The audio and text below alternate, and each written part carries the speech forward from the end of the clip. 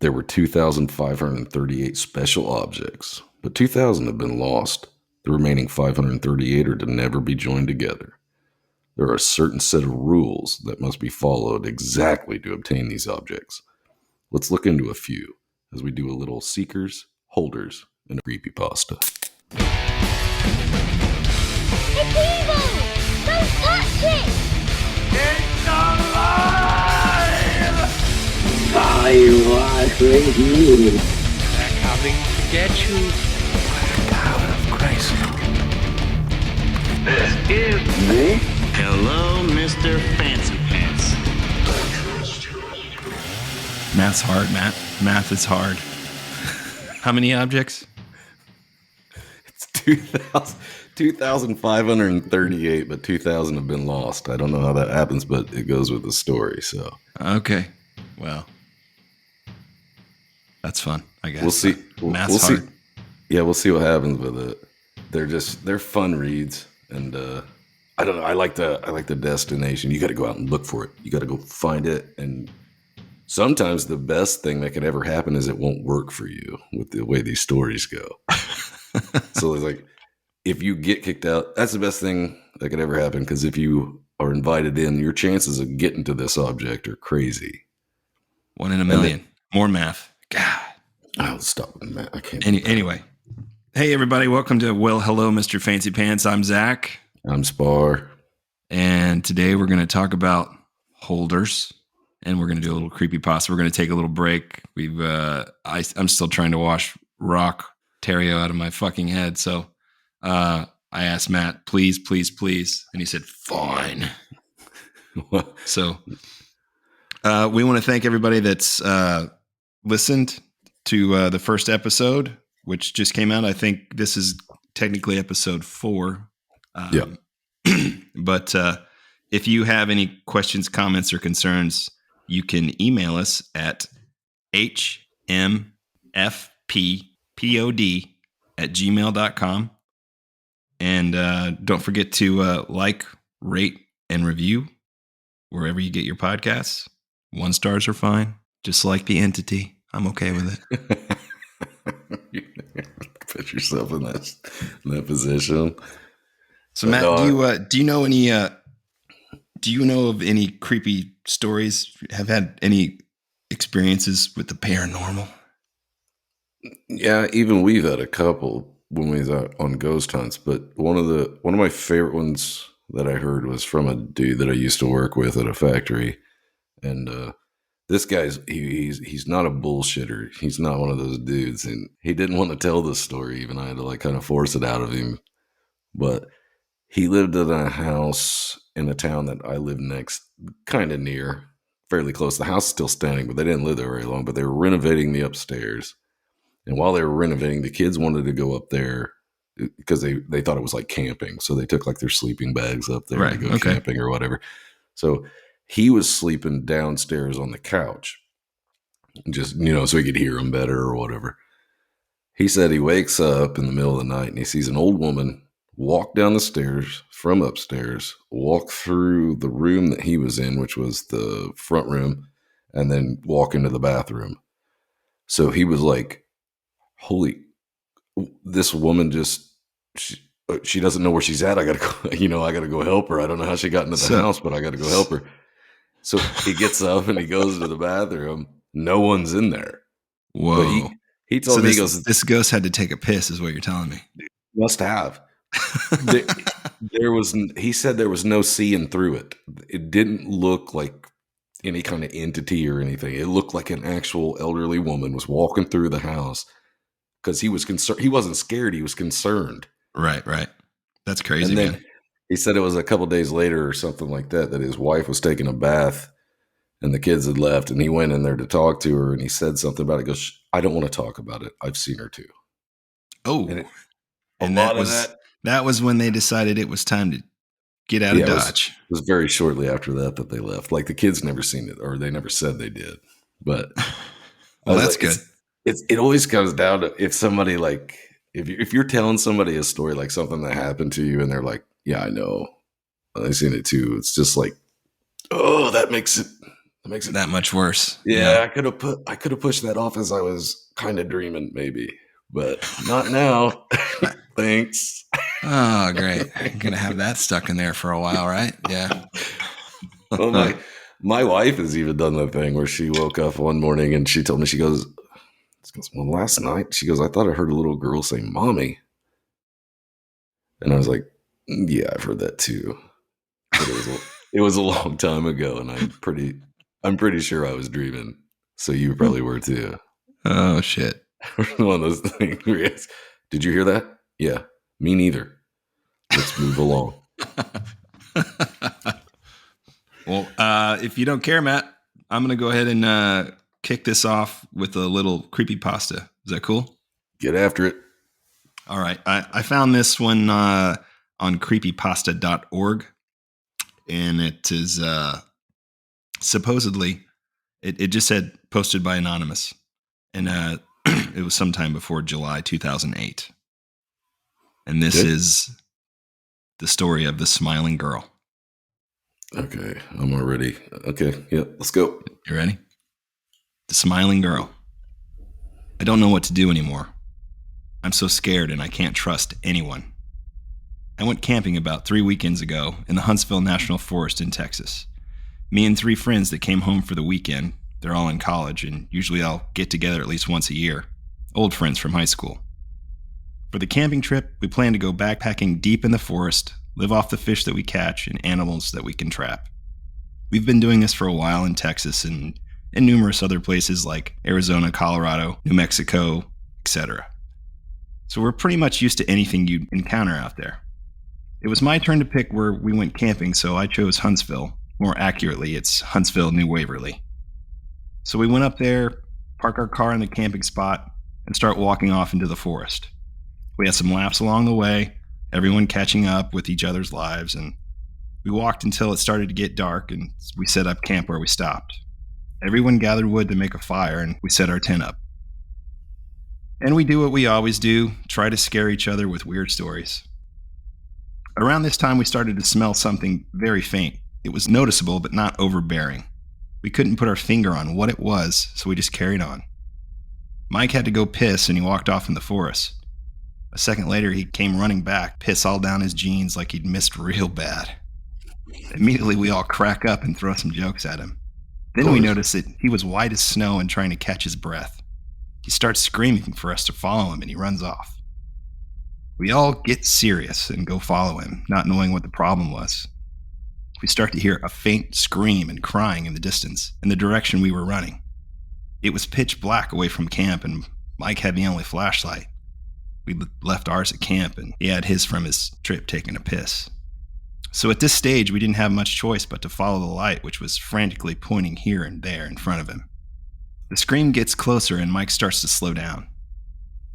We then notice a ratty old cabin that looked like it was abandoned except for a faint light we could see from one of the old mildew-covered windows. The crying was intense. Whoever it was couldn't breathe enough to let out a full yell. We all followed Mike up to the front door, and all we could hear was a small crying sound from inside. As soon as he knocked, it stopped. We all waited and heard really heavy footsteps walking fast to the door. There was a giant slam against the door and the sound of a bolt unlocking. Then, nothing. We waited for a bit, knocked a few more times, but still nothing happened. We walked around the house. There was no fucking way any of us were going to leave each other's side. And we noticed a window, which was a good way up. Alec took a deep breath and asked us to give him a boost so he could see inside. Me and Mike lifted him up to the window. We watched him brush away the dirt and webs from the window and place his face close to the window to try and see something. There was a quick beat. Then suddenly, he breathed in fast and let out a scream. Then he fell back from the window, screaming bloody murder the whole way. We all tried to calm him down, but he was hysterical. We went to him, but he started to shake, punch, kick, cuss, you name it, and then he took off towards the camp. None of us wanted to be separated, so we all ran close behind him. We caught up to him and grabbed him and set him down. The fire was dying out, so I grabbed some nearby wood that we'd collected and added it to the fire. My hands were shaking, and I had to do something. I went back to Alex, and we all tried to calm him down. He wouldn't. He just kept screaming and was breathing so hard that he eventually fainted. All of us are terrified now, and we all kept by the fire until the sun rose. Periodically, Alex kept waking up, screaming just like before. And by sunrise, he was up and he looked catatonic, just mumbling to himself and whimpering. Me and Mike decided to go look at the cabin now that it was daylight. We searched where we thought it was, except there was nothing there. Nothing at all. The indistinct smell from last night had now grown into a very strong smell of something dead, something stale. We headed back to the camping site. When we got there, we found Alex had chewed into the side of his face and had swallowed so much blood that he was throwing up. John was at his back, and he looked like he was about to die from exhaustion. I guess we all looked that way. I just didn't notice until I saw his face. Alex said quietly that we needed to leave. Now. We all started to pack up the tent. It started to rain heavily. It was about noon, and the sky started to grow dark, really dark. Alex started to go into a panic. He went and grabbed a large stick and yelled at us to leave it. Just leave it. Leave it now, or he's going to knock us out and drag us out of there himself. Mike started to yell at him, and they started to fight. We broke it up and finished packing, and then we started to make our way back. After a little while, we arrived at a creek, the one we had crossed the previous day, only it was flooded over, and the water was moving so fast we couldn't cross it. Alex started to scream again, yelling at Mike for taking his time packing up the tent when we could have just gotten out of there. This went on for a while, until we finally convinced Alex to calm down and tell us what happened. Damn cursor stuck, Matt. I'll have that. Sorry. We'll pick this up here in a second. He said as soon as he put his face to the glass, a face on the other side did the same thing and started to smile really big. It had dark eyes and a dark mouth, which was much bigger than Alex's. As the smile got as large as it could, a giant shadow behind it swung something down and sliced its face off. The face was stuck to the window, and he said it started to laugh quietly as it slid down.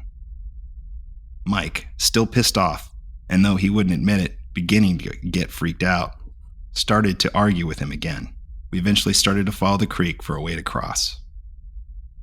We then started to see toys floating in the creek, really old toys, old Barbie dolls and baby dolls. This wasn't like any old trash floating in the creek, though. This was a lot of Barbies, a lot of baby dolls. One washed towards the side, and Mike picked it up.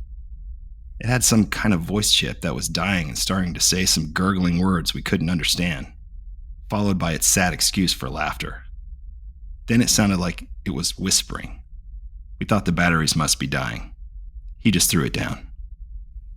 We kept going, and the sun was starting to set. Alex was freaking out more now and was whimpering and breathing heavily.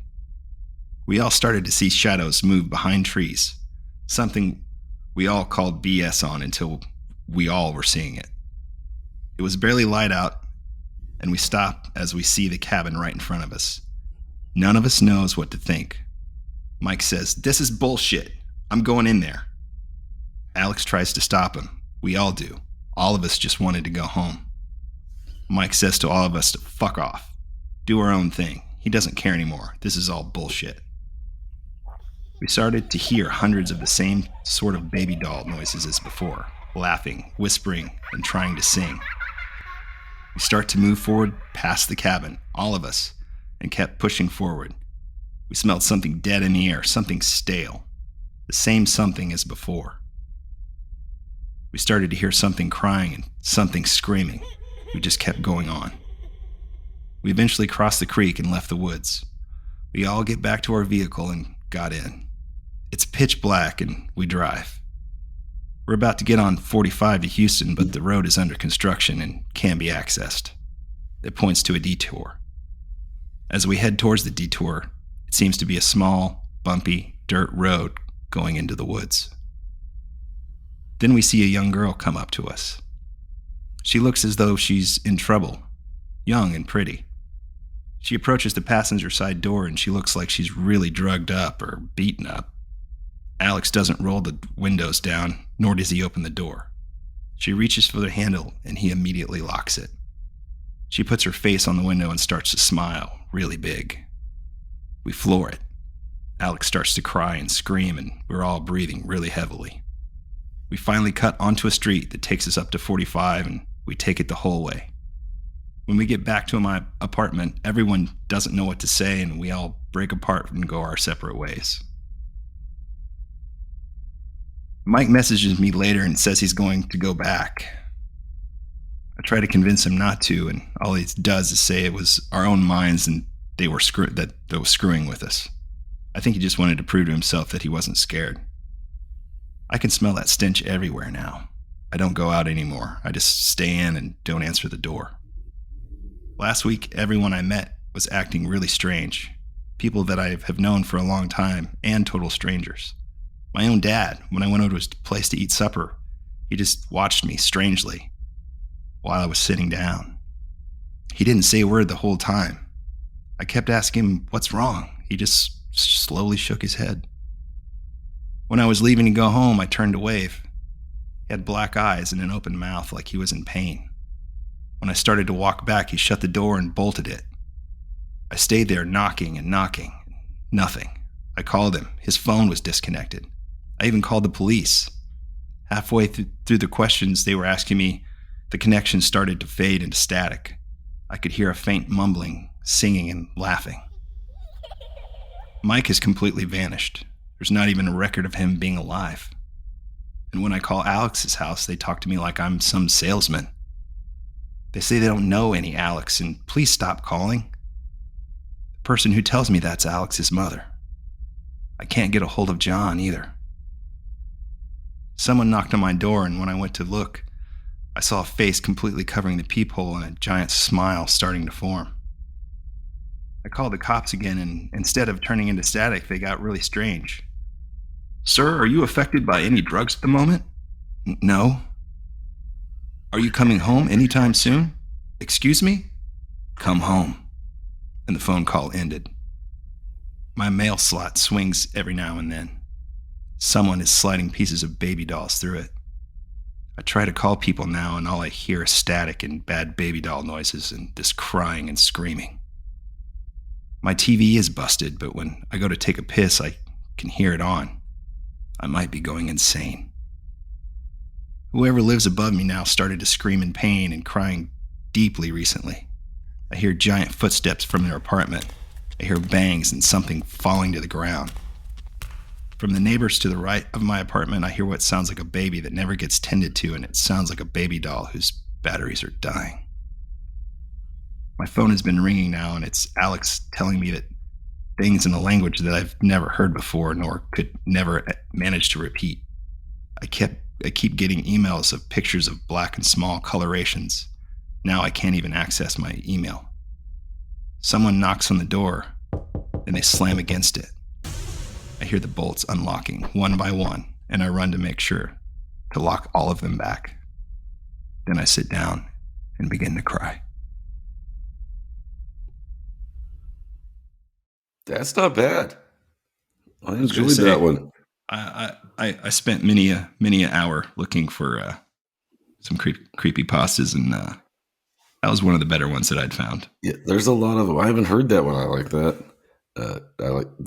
I heard about the smiling man. I never heard about the smiling girl. But that's, to me, it's either if they're children or elderly, the ghosts seem like, or apparition, whatever you call it. When you see them, they seem scarier than like somebody that's about your age. Yeah. Just, I don't know. There's something about little kid ghosts. I don't know. You'd lose it anyway, I think. But that was pretty good.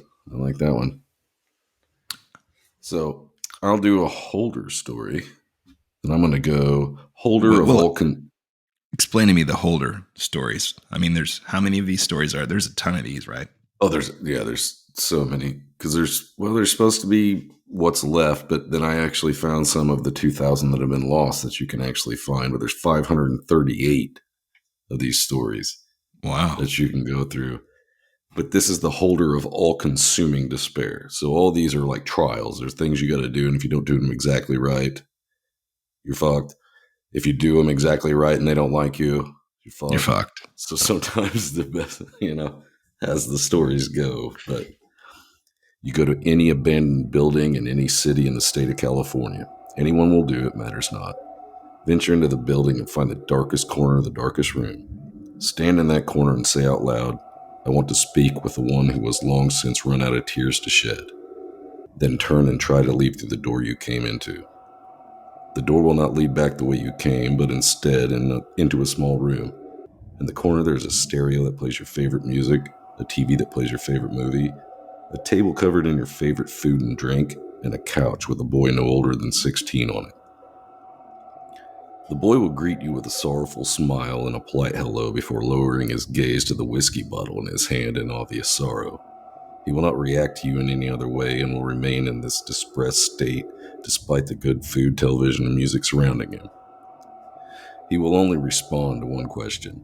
What is it that despairs you so?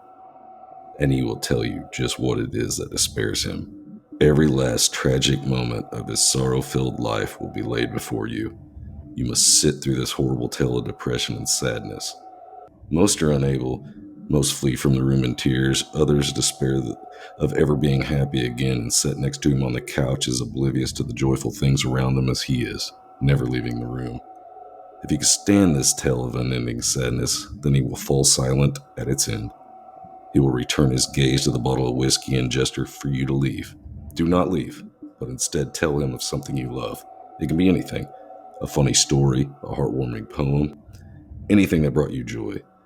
If you have the heart to think of something joyful after hearing such a tragic tale of despair, then you will be rewarded with a smile on his face of the holder. You must then say, things aren't so bad in the end. At this, he will wordlessly stand up, and as a reward for granting him a few small moments in which he did not wish for his death, he will give you the bottle of whiskey in his hand. Be warned. The few that have emerged from this room have described doing only the above and nothing else. Something to keep in mind. The bottle is Object 230 of 538, and its contents will grant you temporary shelter from the despair to come. I didn't know Robert Smith from The Cure lived in LA. That's pretty good. Yeah, I like that one. It's not too bad. There's something about these that I don't know what it is. I think it's more like the journey or something that you got to go through to to get the things unlocked that make them seem kind of cool. You got to find most of the places are mental institutions or halfway houses. Okay. So I found a few that were from different places. So I'll try. That's good. One. I'll do the holder of apathy. In any city in any country, go to the nearest church that you can find. An old or abandoned one is the best, but any church will do. If you must absolutely go to a church that is in current use, be sure to go on a day there are no services. Random strangers can mess this up for you. When you get to the church of your choice, walk towards the door and stop exactly 8 feet from it, with your arms crossed and a scowl on your face, as loud as you can or as soft as you can manage. Repeat the words, I don't want to feel anymore. The door should open for you. If not, then you should bolt for your car or run back the way you came. Don't stop until your legs tire out or you're home. If you do stop, you won't die. Your fate will be no longer enjoyable. You will never see color again. You will never hear music the same way. Your world will become quiet and literally gray in your eyes. You'll be a shell of a person with tears welling but no actual release of emotion. You will feel, but you won't be able to show it. So that sounds great. So, but if the doors do open for you, you are welcome. The inside of the church should look burnt out, despite of how unscathed the building looks on the outside. Walk in and sit down on the closest pew that you can find. Wait for about 7 minutes, and a bright, almost blinding light will shine through the first broken stained glass window. And then a random door will open. It could be the front door or a bathroom door, but a door will open, and a very tall, very skinned preacher in tattered robes will walk in and sit next to you. Okay. What kind of preacher? It's a very gray-skinned preacher. A gray-skinned preacher. Okay. Yeah, okay. You are not to look into his eyes. I don't know how you stop from doing that, but Keep your sight to the floor or on your feet. If the preacher sees you have no intention on looking at him, after waiting for 3 minutes, he will get up, walk towards the front, and grab an old Bible that sits on the floor next to him. Finally, he will begin to speak. Not words from the book, but what he says is directed at you. Every time you dream you die, the world fades from a tiny abortion that is in your soul. You lay there in a broken heap on the floor, sobbing and waiting for the mother that you so viciously clawed away from. The blood of your birth will be the blood of your undoing. The world will be ripped from you in the same way that you ripped from the uterus. Pain will be the only thing that you can register as you live from now on. The ripping of your flesh, the only sound you will hear. The faces consuming your sight as you fall asleep one last time. Can you accept this fate? Tough one to swallow. Wow. You mustn't show any reaction to this, only to look up at him. Your face has to say the same, or what he described will be the most pleasurable dream that you could reach for in this twisted world that you'll live in. Wait 30 or more seconds before saying in a confident voice, "Yes, I can accept this fate. Make it come faster." He will nod, then exit out the same door that he entered. Then pain. A burning sensation will rip through your stomach, consume your chest, and then spread to the rest of your body. You must endure this without changing your expression or moving in the slightest. Blood will seep out of the new claw marks that are slowly forming on your skin. You'll feel something sharp being forced out of your stomach from inside. Keep that scowl. Don't smile. Don't cry. Don't do anything. Just sit there and take it.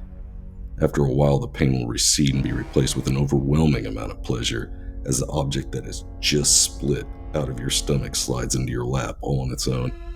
After a few minutes, shut your eyes and scream, "I want this to go away." The pleasure and the pain will be completely gone. Once you're able to move your arms, grab the object and clean it off with your shirt. Look at it for a second, and the seemingly shapeless black blob in your hand will shift and change into a small key, a silver key with a chipped edge. The edge means this key will no longer unlock anything. Whatever was meant for can never be opened or locked off again. With this object, you can control and alter the emotions of others, make anyone fall for you, or despise you with a single look. Your emotions can also be changed. You will be freed from natural emotional reactions, free to do whatever you want, without pain, without guilt. Keep this key with you. Don't let anyone else find out about what it is. This key is Object 362 of 538. It yearns to be with his brethren again. Once the rest are freed, they will meet. I got some serious Hellraiser vibes from that one.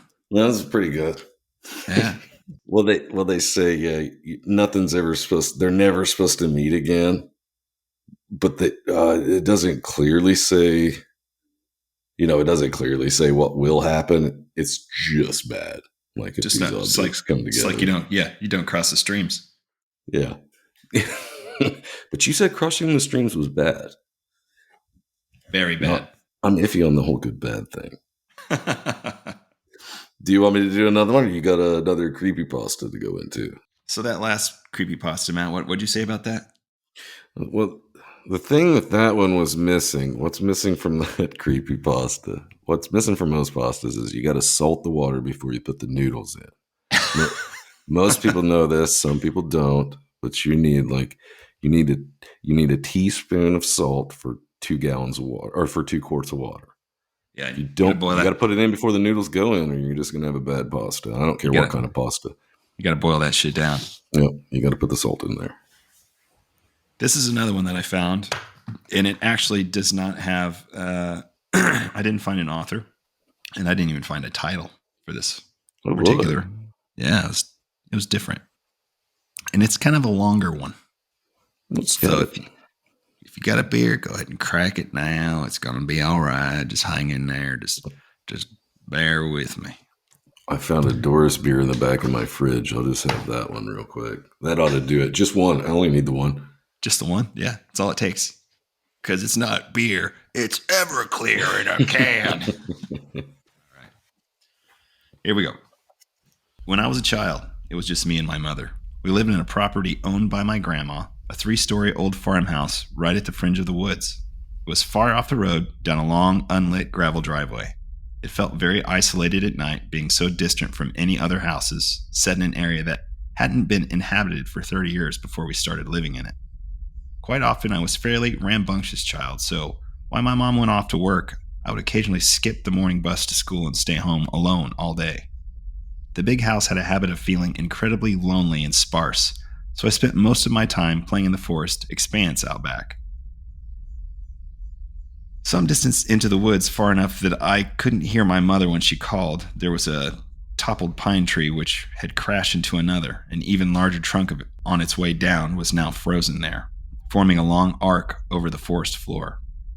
I loved to climb up the jagged stump at the base of this fallen tree and then steady myself to a point just above the middle. I was never able to make it all the way to the top because it just got too steep for me to continue any further, and I had a bad habit of freaking out from how high up I was. One day I was sitting in my usual spot on the fallen tree, which was a good distance from the ground, just listening to the birds singing and simultaneously feeling the warmth of the sun on my neck, when I heard something strange from underneath that paralyzed me in shock. I was gripped by a sudden strong surge of fear for a moment.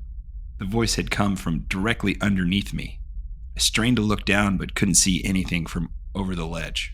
For a long time I just sat there in absolute silence, and I was at a point where I was almost soon to convince myself that I had imagined hearing a man's voice at all. "I know you can hear me." His voice was much louder this time, as I yelled something out and he scrambled up the log a bit higher. Trembling nervously, I dug my fingernails into the bark and held tight for dear life. I sat there trying to collect my nerves for God knows how long.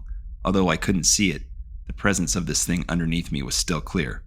The bird song was much softer, more cautious this time, and when I listened closely, I swear I could hear the faint echo of human breathing.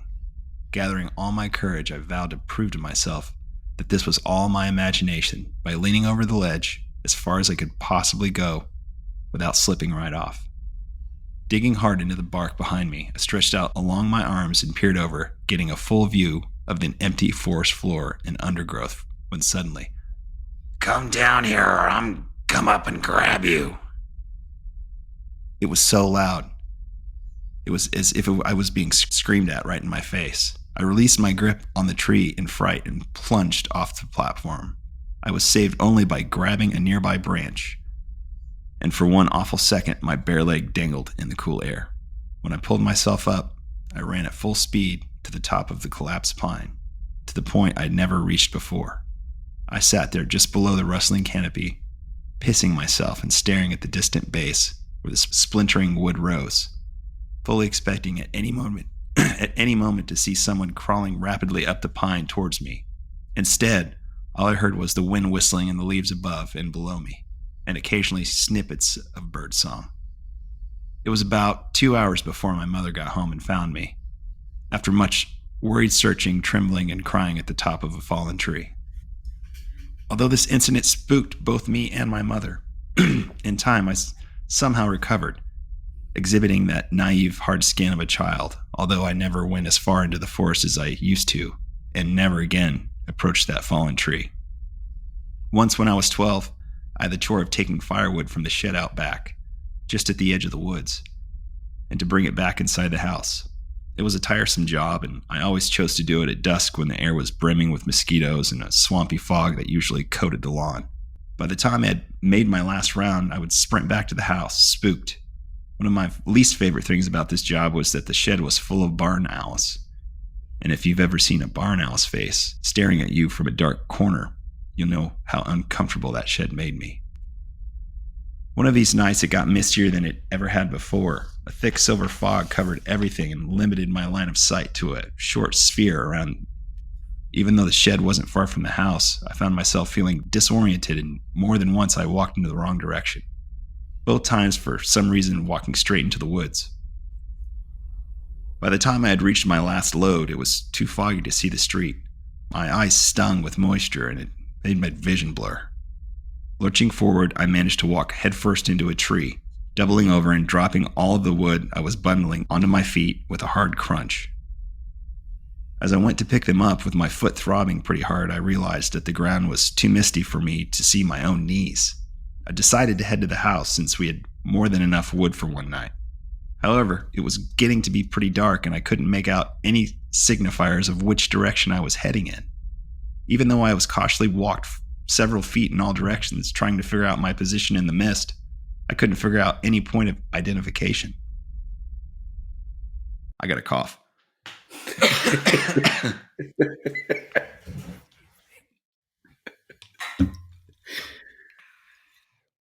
Sorry about that.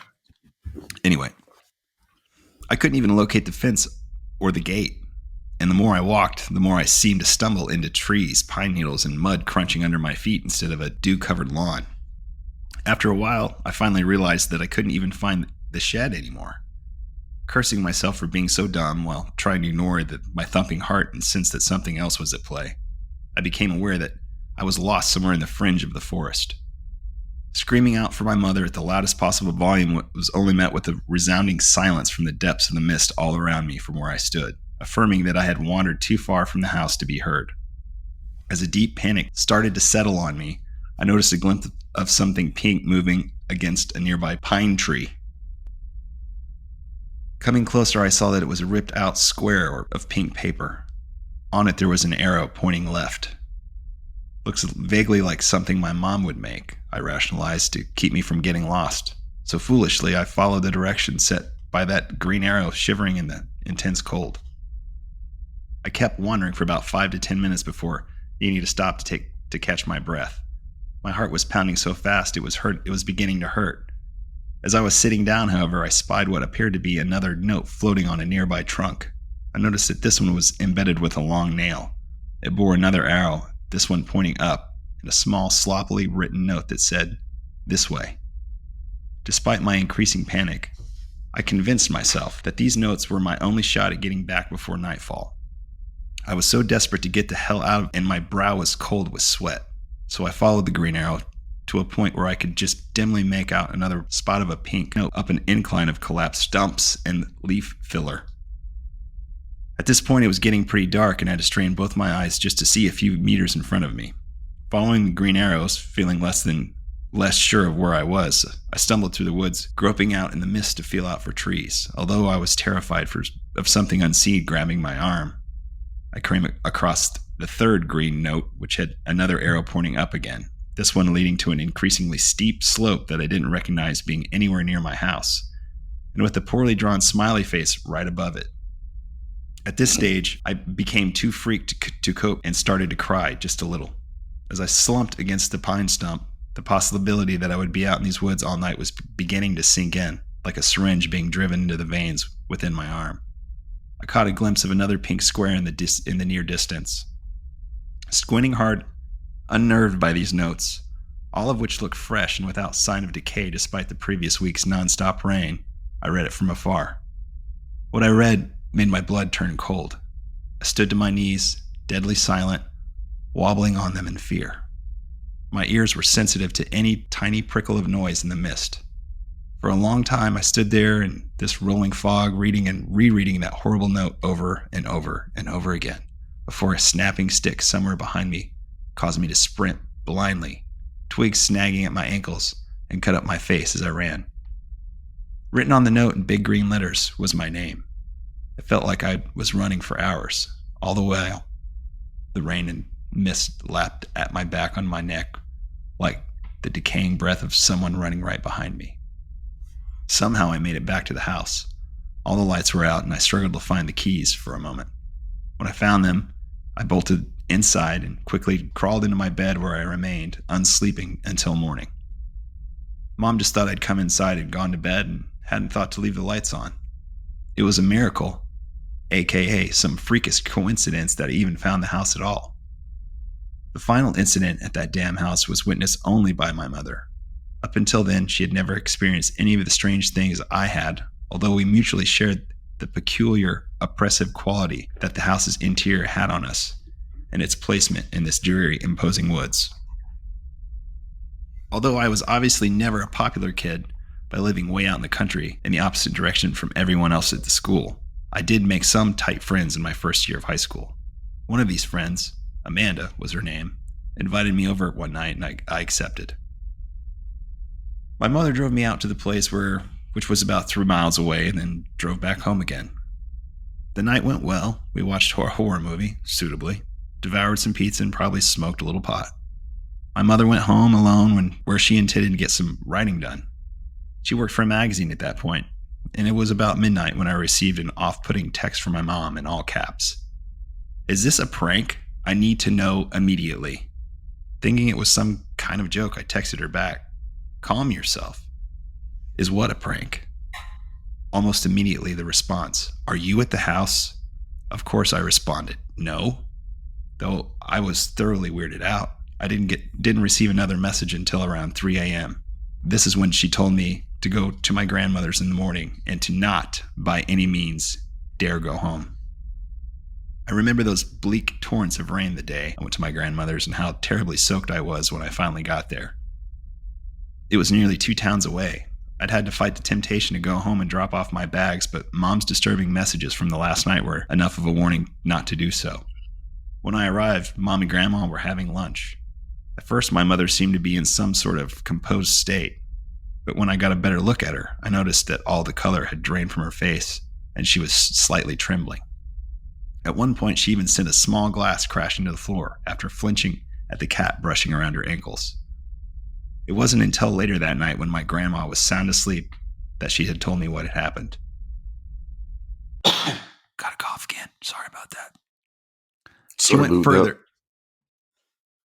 Need another little drink there, Matt.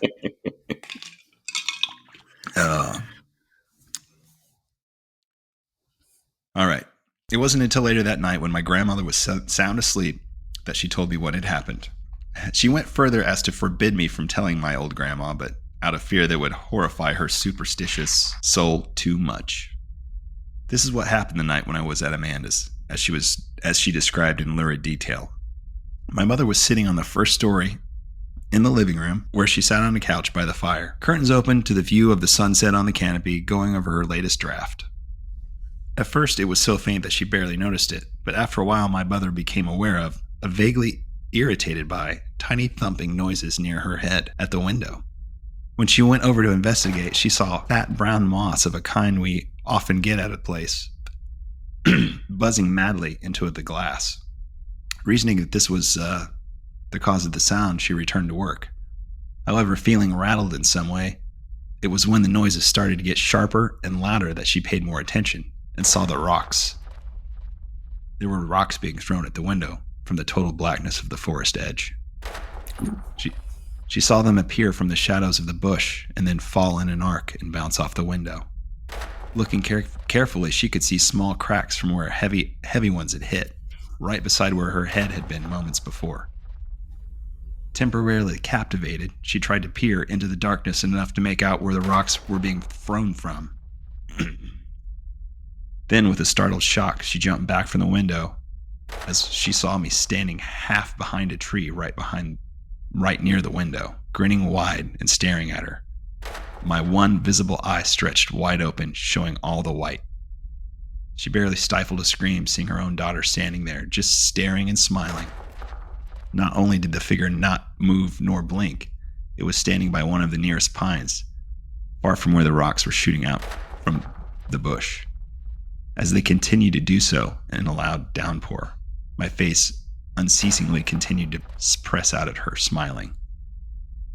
Thinking this was all some sort of sick prank, hence the later text, my mother shouted my name at the top of her lungs, frightened to the core. However, instead of responding, the mouth of the thing that looked like me behind the tree just started moving as if it was mouthing silent words really, really fast. Suddenly, it turned its head to the side and seemed to be talking to someone else behind the tree, my mom said, who couldn't be seen. But she could see a formless black shape hanging against the other side of the tree. The girl that looked like me kept staring at my mother and doing the silent speed talking thing, then turning and whispering to the thing next to her. Then she would turn back and start up again. Then, breaking the monotonous spell, she suddenly pointed straight at my mother and started laughing. My mother screamed and fled to her bedroom on the second story, the only room with a working lock, where she shut herself in and sat at the far end of the bed as the rocks began to pitter-patter against the window downstairs, dry heaving and weeping in fear. In my room, my mother said she did not feel safe. There was an awful smell and a weird humming noise in the walls, as she described. She tried to pray for a time before giving up and just listening to the rocks pelt the walls and the windows. Somewhere in the kitchen, she caught the distant, vibrant sound of a window actually smashing, and the weird, continuous humming. Listening more carefully, she could identify it as the softest hint of a mumbling voice. Probably like mine. In absolute horror, she recognized the voice, and then, virtually too afraid to look, she tilted her head up to the closet door where an awful white face could be seen staring right at her, mouth contorting and gaping in what sounded like highly sped up whispering. The closet door was only a meter from my mother. It started to open slowly. In an unimaginable explosion of terror, she immediately bolted the door, only to fumble with the lock as bigger and bigger rocks came crashing through the window, which burst apart in a spray of glass shards before finally getting out, running out of the house, completely keeping her eyes off the woods, getting into her car, and driving off. She said that she glanced back right at the end of the prolonged drive. She saw two unmistakable human forms standing at my broken bedroom window, watching as her car got further and further away from the house. This would be their final farewell, as my mother never stepped foot in the place again. As my mother told the story, she broke down in tears. I didn't doubt her, and I still don't. I honestly and fully believe that she experienced what she said she did. It was also quite clear that we were done living in that house for once and for all. Yeah. I only went back once with my dad, who I very rarely see now. He came from another state to help us move.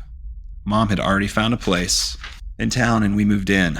My dad and I just loaded up his truck with all of that was left inside there. It was a silent, sunny morning when we moved all the stuff and emptied the place. I wish I could say there was some closure, some final spooking to cap it all off, but there wasn't. It was just a relief to be out of there. There are, however, only two things left worth mentioning. When we checked the house for any signs of intruders, we found that the several windows, including one in my bedroom and the kitchen, had been smashed and rocks were laying on the floor. The second, my dad went out into the trees for a bit to take a leak, and when he came back, he asked how long we'd had the swing set for. Needless to say, we'd never had a swing set, so I was fairly unsettled to discover that in the week since we'd been gone, someone had assembled a rope swing set from one of the highest branches of the old pine tree over the ridge, against which the fallen log I'd stopped climbing many years ago. Fairies. It was obviously new rope and had a nicely polished, sanded down wooden seat at the base. Dad, wanting to keep my mind from recent events, said that a neighbor probably set it up, not realizing it was on our property. Of course, he knew as well as I did that we literally had no neighbors for the least a mile in any direction. There was no house in all that space, and never in my time living there did I ever see other signs of human habitation. But I let it all go and was pleased enough just to say good riddance to that horrible place as we drove off for good. For the most part, I've found it best to try and forget what happened at that place. Sometimes I just can't help but ponder it, though. It's been long enough now that I no longer feel scared talking about it. But for a long time, I couldn't. Seeing as it's around Halloween, what better time to share? My grandmother recently sold the house to a new family, that being a young couple and their little son, shortly after we moved out, despite my mother's desperate insistence that it be left empty. Now she refuses to talk about what happened altogether. I'm less anxious about it, although sometimes I can't help but let my imagination get the better of me. All I can do is think of that old house, the fallen tree, the new occupants, and the swing out back, gently swinging in the breeze as that little boy toddles over, obviously towards it. That reminds me, there was that children's book when I was a kid, Goblin in the Tree. I think that's what it's called. Goblin. I think it was Goblin in the Tree or something. But the problem with that pasta is that you have to cook the sauce slow, and you have to let the meat flavor it, and you have to. They need some more oregano. You have to stir it so it don't stick to the bottom of your pan. Now, if the tomato sauce starts to stick to the bottom of your pan, you don't have to waste it, but you do have to pour it into a different pan and let that go. Because if you stir it up, you're going to ruin your shit. So, yeah, if you're doing a Sunday sauce, it's going to take well, at least 4 hours. I wanted to find a couple that I hadn't heard on YouTube or in podcasts, or I don't actively go out and try to make it the pasta. But well, I did have to write down, so people probably heard it through my microphone. I had to write down the rocks thing because it was like a year and a half ago or something. I was in my work truck and I was driving, and it was right next to like this field that had just been, they had just taken all the corn out of it or whatever. And I was doing about, I don't know, 10 miles an hour. I was just leaving from a stop, and this dirt clod just hit my windshield. I stopped, threw it in reverse, and just shined my lights. And I got these big old LCD lights on top, shined it out. There was nothing out there. It was just a dirt clod. I was like, I don't know how that happened, but I was like, that was pretty crazy. So I don't know, but it like smashed right on the windshield, just hit and shattered and fell because it was dry. Ghost Cat and Herrick Road, huh? No, I was by Dietrich.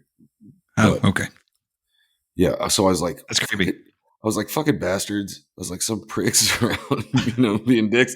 But I backed up and shined, and there wasn't much of a ditch. I mean, it wasn't a deep one anyway. I mean, I could have seen if they were there. I mean, they'd have been super fast because, like I said, I was barely moving. So as soon as the rocks thing hit, that popped back up in my head because it had been a while since I thought about that. Creepy shit, man. Do you want me to do another Holder story? Fuck yeah, bro.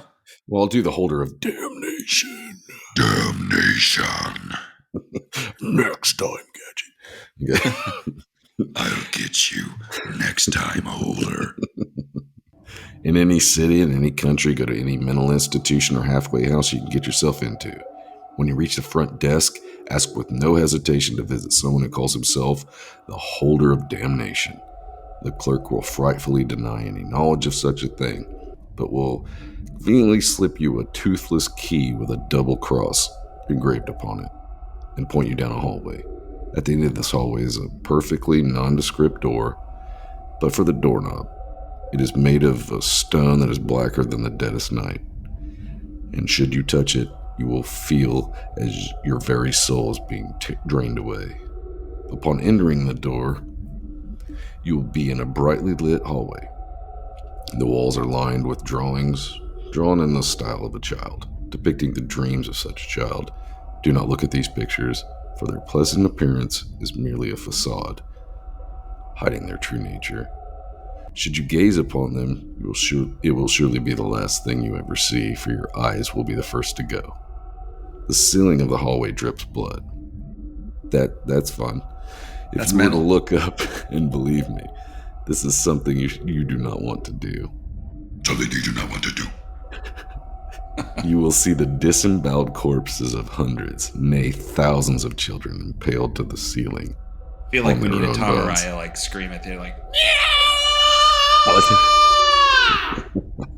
was like a Cannibal Corpse album cover. Yeah. Should you reach the end of the hallway, you will find a massive iron door at eye level. There will be a small sliding plate.